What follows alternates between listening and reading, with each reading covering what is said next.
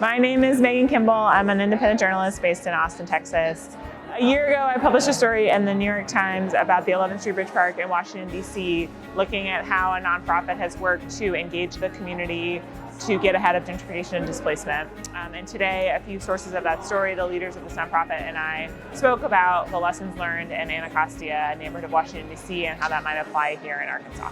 What I hope that people really gain from this event is the power in partnership, and how oftentimes we already have all of the resources that we need within our network in order to have amazing change and impact in our community. The best thing about today was that we had somebody in our community who's struggling and showed up to this meeting, and having somebody here saying that they're struggling and being given resources and connecting with people. I think that's why we're here. You know, we're expected to continue to grow explosively the way we have for the past few decades.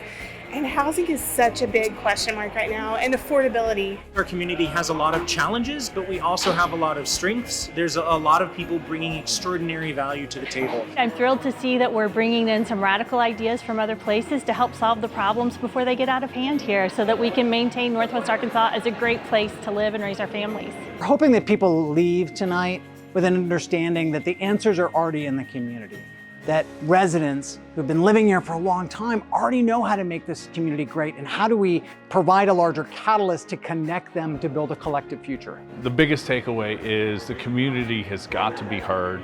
The community's desires and vision for our region has got to be the playbook, and we need to create the opportunities for the community to provide that voice.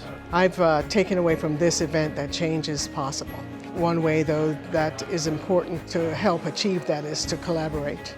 There has to be collaboration, because that collaboration is what's going to be needed in order to challenge the status quo and prove once and for all that housing is indeed a human right and not a commodity reserved only for the highest bidder.